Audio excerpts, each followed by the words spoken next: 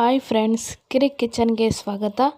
ಇವತ್ತಿನ ರೆಸಿಪಿ ಬಂದು ಹುರುಳಿಕಾಳಿನ ಮೊಳಕೆ ಕಟ್ ಸಾಂಬಾರು. ಸಿಂಪಲ್ ಆ್ಯಂಡ್ ಈಸಿಯಾಗಿ ಟೇಸ್ಟಿಯಾಗಿ ಕೂಡ ಇರುತ್ತೆ. ಅದಕ್ಕೆ ಬೇಕಾಗಿರುವ ಇಂಗ್ರೀಡಿಯೆಂಟ್ಸ್ ನೋಡ್ಕೊಂಡು ಬರೋಣ ಬನ್ನಿ. ನಾನಿಲ್ಲಿ ಒಂದು 3 ಬದನೆಕಾಯಿನ ಕಟ್ ಮಾಡಿ ನೀರೊಳಗಡೆ ಇಟ್ಕೊಂಡಿದ್ದೀನಿ. ಮತ್ತು 2 ಈರುಳ್ಳಿನ ಕಟ್ ಮಾಡಿ ಇಟ್ಕೊಂಡಿದ್ದೀನಿ.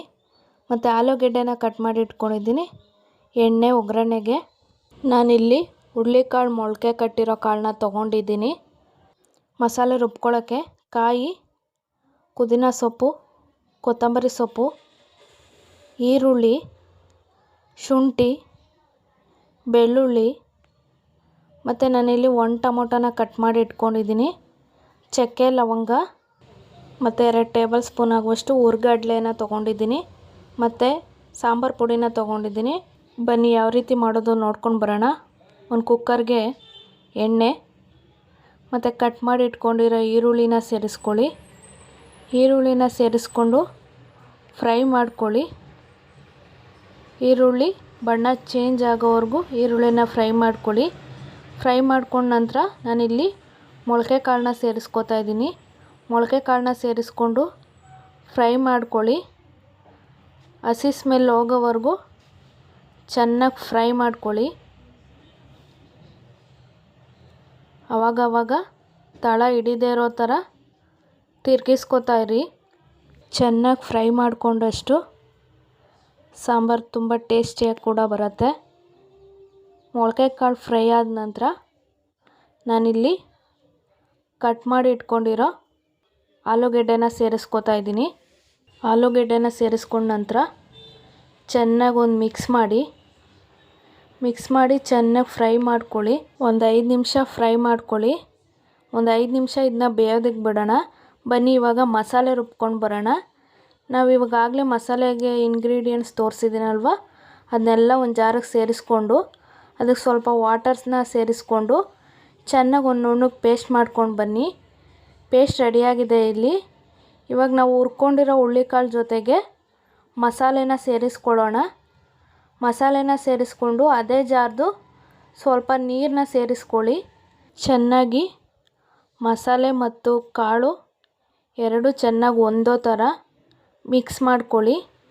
ಮಿಕ್ಸ್ ಮಾಡಿಕೊಂಡು ಫ್ರೈ ಮಾಡ್ಕೊಳ್ಳಿ. ಒಂದು 5 ಮಿನಿಟ್ಸು, ಒಂದು 5 ನಿಮಿಷ ಚೆನ್ನಾಗಿ ಬೇಯಿಸ್ಕೊಳ್ಳಿ. ಮಸಾಲೆಯಲ್ಲಿರೋ ಹಸಿ ಸ್ಮೆಲ್ ಹೋಗೋವರೆಗೂ ಒಂದು 5 ನಿಮಿಷ ಬೇಯಿಸ್ಕೊಂಡ್ರೆ ಸಾಕು. ಒಂದು 5 ನಿಮಿಷ ಫ್ರೈ ಮಾಡ್ಕೊಂಡ ನಂತರ ನಿಮಗೆ ಯಾವ ಕನ್ಸಿಸ್ಟೆನ್ಸಿಗೆ ಬೇಕೋ ಆ ಕನ್ಸಿಸ್ಟೆನ್ಸಿಗೆ ನೀರನ್ನ ಸೇರಿಸ್ಕೊಳ್ಳಿ. ನಾನಿಲ್ಲಿ ನೀರನ್ನ ಸೇರಿಸ್ಕೊತಾ ಇದ್ದೀನಿ. ಮೊಳಕೆ ಕಟ್ ಸಾರು ಬೇಯಿಸಿದಷ್ಟು ತಿಕ್ನೆಸ್ ಜಾಸ್ತಿನೇ ಆಗ್ತಾ ಇರುತ್ತೆ. ಸ್ವಲ್ಪ ಜಾಸ್ತಿನೇ ನೀರನ್ನ ಸೇರಿಸ್ಕೊಳ್ಳಿ.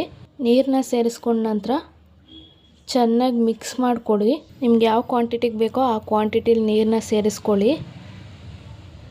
ನನಗೆ ತೆಳ್ಳಗೆ ಇರಬೇಕು, ಹಾಗಾಗಿ ನಾನು ಈ ಕ್ವಾಂಟಿಟಿ ನೀರನ್ನ ಸೇರಿಸ್ಕೊಂಡಿದ್ದೀನಿ. ಬೇಯ್ತಾ ತಿಕ್ನೆಸ್ ಜಾಸ್ತಿ ಆಗುತ್ತೆ.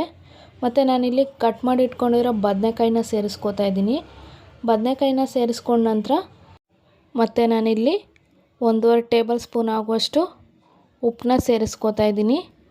ಉಪ್ಪನ್ನ ಸೇರಿಸ್ಕೊಂಡ ನಂತರ ಚೆನ್ನಾಗಿ ಒಂದು ಮಿಕ್ಸ್ ಮಾಡ್ಕೊಳ್ಳಿ.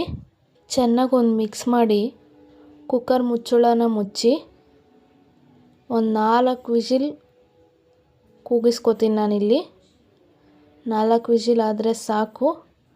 ವಿಷಿಲ್ ಆಗ್ತಾಯಿದೆ. ಇವಾಗ 4 ವಿಷಿಲ್ ಆದ ನಂತರ ವಿಷಿಲ್ ಹೋಗೋದಕ್ಕೆ ಬಿಟ್ಟು ವಿಷಿಲ್ ಫುಲ್ ಆರಿದ ಮೇಲೆ ನಾನಿವಾಗ ಕುಕ್ಕರ್ ಮುಚ್ಚಳನ ಓಪನ್ ಮಾಡ್ತಾಯಿದ್ದೀನಿ. ಮೊಳಕೆ ಕಟ್ಟಿನ ಸಾಂಬಾರು ರೆಡಿಯಾಗಿದೆ. ಕುಕ್ಕರ್ ಮುಚ್ಚಳ ಓಪನ್ ಮಾಡಿದ ನಂತರ ಚೆನ್ನಾಗಿ ಒಂದು ಮಿಕ್ಸ್ ಮಾಡಿಕೊಂಡು ಒಂದು 10 ನಿಮಿಷ ಬೇಯೋದಕ್ಕೆ ಬಿಡಿ.